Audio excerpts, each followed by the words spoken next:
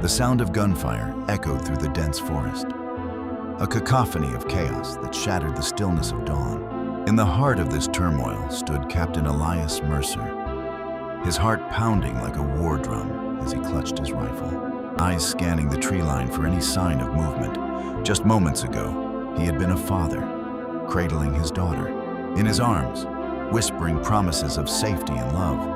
Now, he was a soldier, caught in a battle that threatened to consume everything he held dear. The year was 1944, and the world was engulfed in the flames of World War II. The Allies were pushing into enemy territory, and Mercer's unit had been tasked with a critical mission to secure a strategic hilltop that overlooked a vital supply route. Failure was not an option. As the sun rose, casting a golden hue over the battlefield, the stakes were higher than ever.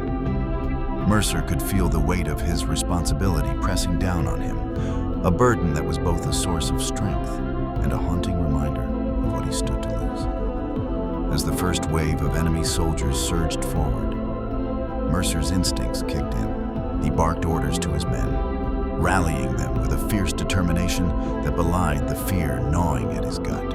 Each shot fired was a reminder of the life he had left behind, the laughter of his daughter echoing in his mind like a distant melody. He fought not just for his country, but for her future, for the hope that one day they would be reunited.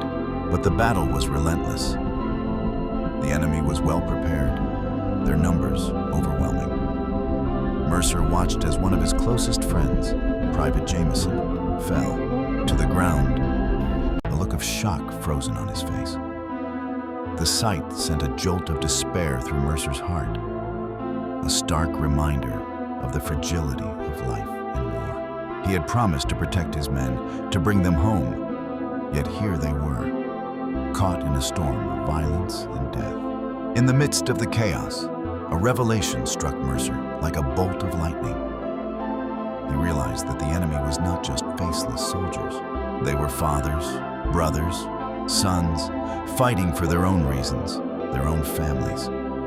This thought twisted in his gut, a painful reminder that every bullet fired could extinguish a life just as precious as his own. The battlefield was a tapestry of human suffering, woven together by the threads of love and loss. As the sun climbed higher, the tide of battle began to shift. Mercer's unit, fueled by desperation and the will to survive, pushed forward, reclaiming ground inch by inch. The air was thick with the acrid smell of gunpowder and the cries of the wounded. Each step felt like a march through hell. But Mercer pressed on, driven by the image of his daughter's smile, the warmth of her small hand in his. Then came the turning point. As they reached the crest of the hill, Mercer spotted a group of enemy soldiers regrouping below.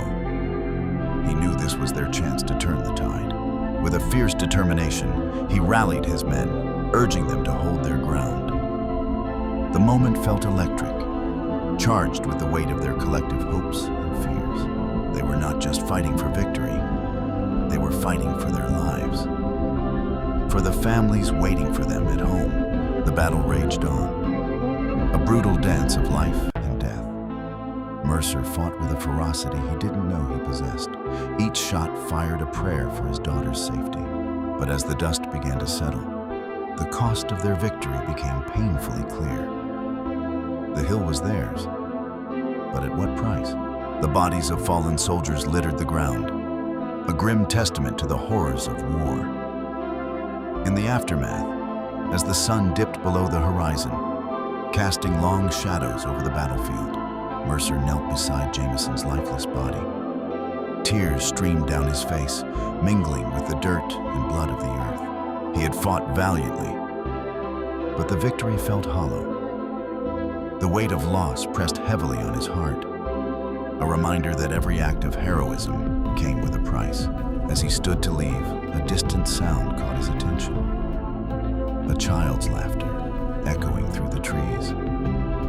It was a haunting reminder of what he had fought for, a bittersweet melody that tugged at his heartstrings. He could almost see his daughter, playing in the sunlight, her laughter a beacon of hope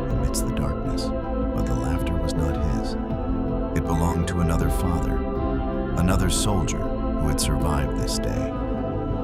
In that moment, Mercer understood the true cost of war. It was not just the lives lost on the battlefield, but the families torn apart, the dreams shattered.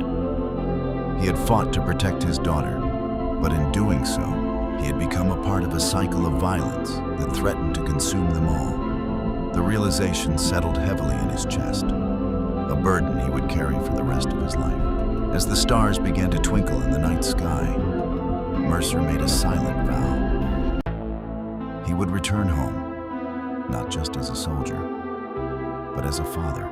He would tell his daughter the stories of bravery and sacrifice of the men who fought beside him and the lives they had lost. He would teach her that love was the greatest weapon of all, a force that could heal even the deepest wounds. The battle may have been won, but the war within him was just beginning. As he walked away from the battlefield, the laughter of children echoed in his mind, a haunting reminder of the lives forever changed by conflict. He was a killer, yes, but he was also a father. And in that duality lay the true cost of war. The question lingered in the air. At what point does a soldier become a monster? And can a father ever truly escape the shadows of his choices?